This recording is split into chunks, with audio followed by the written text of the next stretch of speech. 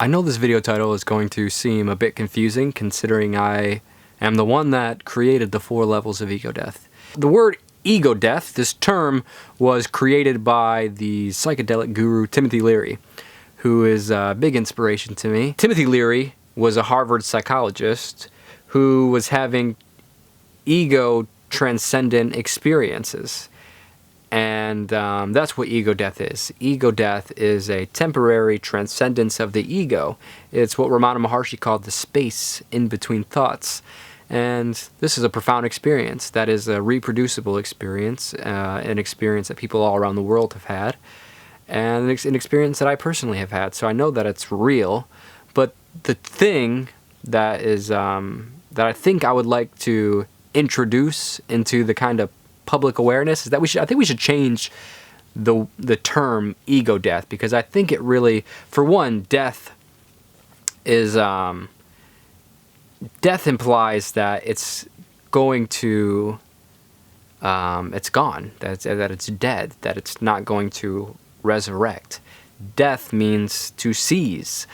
So ego death means that you're seizing your ego, which it comes back. So it's not a complete ego death. And also death kind of is a bit negative, I think. This experience is not actually an ego death. It's an ego transcendence. I don't know what term we should call it, but here, let's think of one real quick. I got nothing. But ego death is not to disrespect the legacy of Timothy Leary by any means, but the word ego death, the term ego death, it's just not the right term. It implies that you have to get rid of something, that you have to remove something, that you have to kill a part of yourself. And I think this isn't beneficial to look at something so integral to who you are as people romanticize this experience of ego death, which is a beautiful experience, It's not so much about killing a part of yourself or removing a part of yourself or making a part of yourself die. It's more so about just realizing that it's not who you are. That's simply who it is. It's just, you're simply realizing that you are not your ego. That's all you need to do. You don't have to kill your ego. And because it comes back, it's who you are. You are always going to have to interact with the world, which requires an identity, which manifests an ego. You have to apply things that you think is good and things that you think is bad into your life. Otherwise, how would you know how to eat? How would you know not to walk into traffic? How would you know not to bang your head with a hammer if you don't know what is good and what is bad relevant to your situation? If you're a spider, eating a fly is great. If you're a fly, getting eaten by a spider is probably not the best. So we're all in these kind of interesting positions that create our realities. They're not the true reality, because we are all experiencing different realities, and all these moral truths that we cling to as being kind of universal are not universal, because again, like that metaphor of the fly and the snake, or snake. I guess a fly would fuck a snake up too, but a fly and a spider. Did I say spider, snake the first time too? Jesus. But the fly and the spider, it's relative. Good and bad is relative. Morality is relative. These aren't universal concepts. You need to have this ego, this identity, to exist in the world.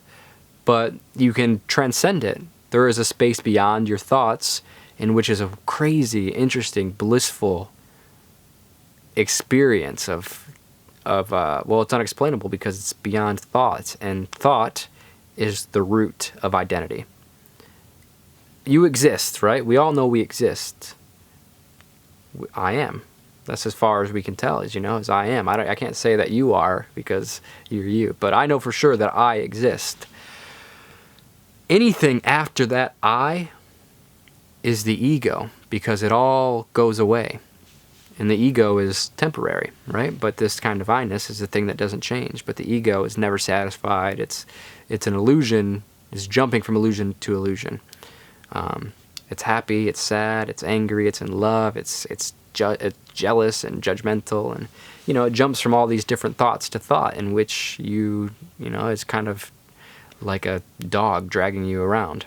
I said this in a video once, but I think it's an important point to bring up again, and that's that the ego, we look at the ego as, again, being something that we have to kill or remove, but if you actually examine the ego, think about being a little kid. You go through, you're a little kid, and you don't really have a care in the world, because you haven't been hit with the world yet. Your fingernails are dirty, you just got scraped knees and snot on your nose. You don't care, because you don't have the sort of narrative of society being shoved down your throat yet. So you're simply, you have an ego because you might have a favorite color, so you have an elementary style ego. But when the ego really starts setting in is when someone hurts our feelings, or maybe your parents are fighting. So you start building up these walls. You have to block that out from the world.